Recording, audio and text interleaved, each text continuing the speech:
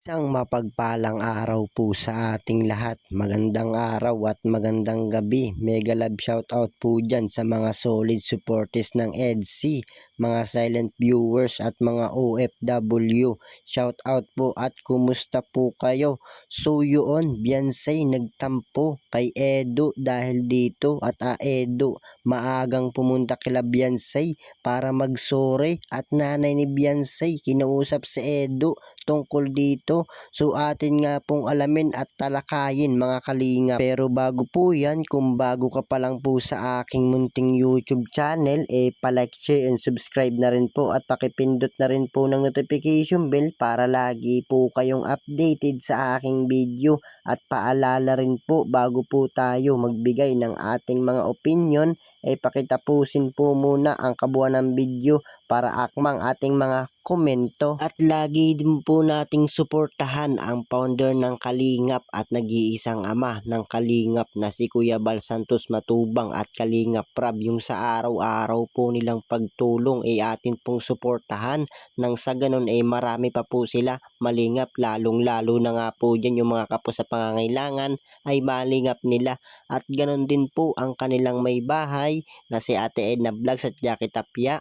Wag po sana tayo magsasawang sumuporta mga kalingap. So yun, Beyonce nagtampo kay Edo dahil dito at Edo maagang pumunta kila Beyonce para mag-sorry at nanay ni Beyonce kinuusap si Edo tungkol dito.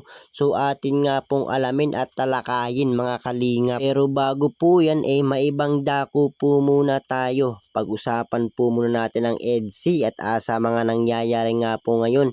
So Beyonce po natin, ano nga po kaya ang nangyari sa kaso laban kay Federico at hindi pa nga po niya ito tumitigil sa panglalait at pangbabalahura kay Beyonce mga kalingap. At hindi nga lang po pinapansin ni Beyonce at lalo na nga po siya nahihirapan at baka nga po maapektuhan pa ang kanyang kalusugan kaya pinapaubayan na lang po niya kay Kuya Bal. So syempre focus na nga lang po ito si Beyonce sa pag-aaral at wala nga po mangyayari kung papatulan nga po niya itong mga ganitong tao na nangbaba sa kanya. So syempre andyan naman po si Papa Eds at laging nakaalalay nga po kay Beyonce. Kung may problema nga po ito todo respect nga po agad. So talagang napaka-supportive na boyfriend nga po netong si Papa Eds natin. So syempre andyan naman po si Papa Eds at laging nakaalalay nga po kay Beyonce. Kung may problema nga po ito todo respect nga po agad. So talagang napaka-supportive na boyfriend nga po netong si Papa Eds natin. Ang pinapakita po niya na mahal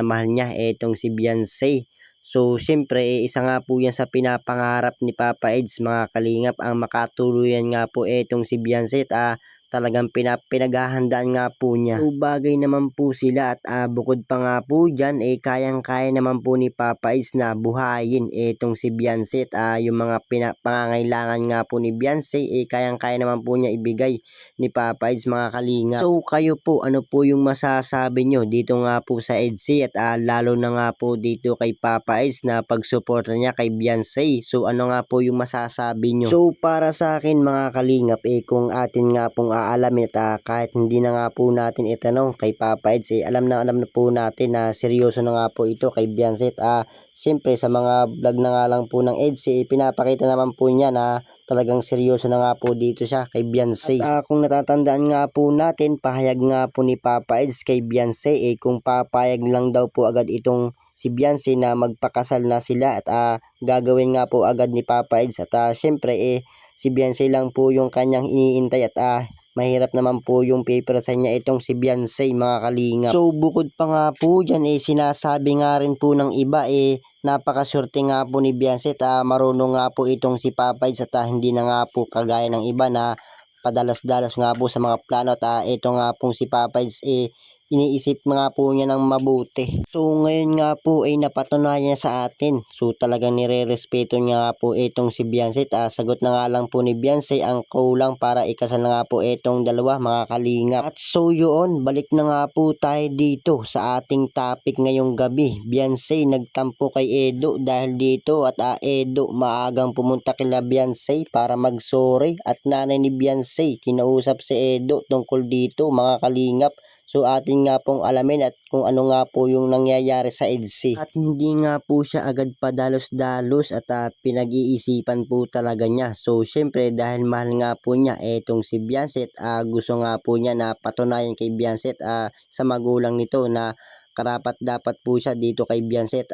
Ipapakita nga po niya na ano nga po yung kanyang pagkatao. Napakagandang ugali nga po etong si Papa Eds. So hindi naman po sa pangaano. So talagang kitang kita po natin na siyempre marunong naman po itong kumilatis ng tao, lalo na nga po kung may masamang balak itong mga kalingap. So kayo po mga kalingap, ano po yung nakikita nyong ugali or ano nga po yung pagkatao ni Papa Eds? So kumbaga masamang tao po ba ito or mabait at ano po yung pagkakilala nyo sa kanya? So syempre lagi naman po natin sila nakikita at napaparod naman po natin yung mga kinikilos niya. So para sa akin napakabait nga po itong si Papa Eds at matulungin nga po ito sa iba at nagbibigay din po ito ng kasiyahan sa mga tao. At isa pa po dyan mga kalingap, kung hindi nyo pa nga po alam at eto nga pong si Papa Eds natin mahina nga po ang damdamin niya at sa kanyang pag-charity nakakita nga po siya ng matatanda na nagtatrabaho pa.